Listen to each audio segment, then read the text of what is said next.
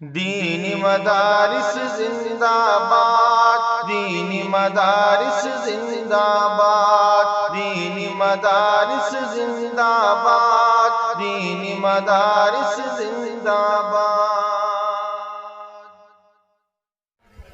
نحمده ونصلي على رسوله الكريم، اما بعد۔ محترم صدر جلسہ اور اسٹیج پر رونق افروز علماء اکرام اور حاضرین جلسہ، آج کی اس پررونق محفل میں میری تقریر کا عنوان ہے علم کی فضیلت۔ محترم حاضرین، میں اپنی تقریر کا آغاز ایک حدیث پاک سے کروں کہ حضرت ابو ذر رضی اللہ تعالیٰ عنہ کہتے ہیں کہ رسول اللہ صلی اللہ علیہ وسلم نے مجھ سے فرمایا، ابو ذر، اگر ایک باب علم کا سیکھ لو، خواہ اس وقت اس پر عمل ہو یا نہ ہو، جیسے تیمم کے مسائل پانی کے ہوتے ہوئے سیکھنا، تو 1000 رکعت نوافل پڑھنے سے افضل ہے۔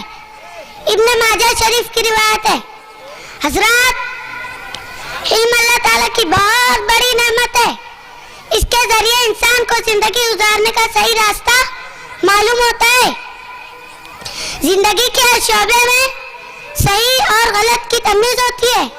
اسی علم کے ذریعے حلال اور حرام کی پہچان ہوتی ہے۔ اسی لیے قرآن و حدیث میں علم حاصل کرنے والوں کا بہت بڑا مرتبہ اور درجہ بتایا گیا ہے۔ حدیث میں فرمایا گیا ہے کہ علماء نبیوں کے وارث ہے۔ ابو داؤد شریف کی روایت ہے۔ حضرات، علم 2 طرح کا ہوتا ہے۔ ایک فضائل کا علم، اس کے ذریعے عمل پر اللہ کے وعدے معلوم ہوں گے اور اس سے عمل کا شوق اور جذبہ پیدا ہوگا۔ دوسرے مسائل کا علم، اس سے عمل کا صحیح طریقہ معلوم ہوگا اور عمل مکمل ہوگا۔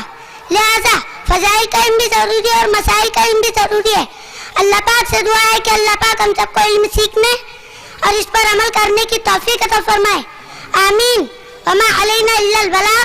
السلام علیکم ورحمۃ اللہ وبرکاتہ۔ ہمارے ویڈیوز آپ کو پسند آ رہے ہوں تو لائک، کمنٹ اور شیئر کریں، اور مزید نئی ویڈیوز کے لیے ہمارے چینل دعوت میڈیا کو سبسکرائب کریں اور بیل آئیکن پر کلک کریں۔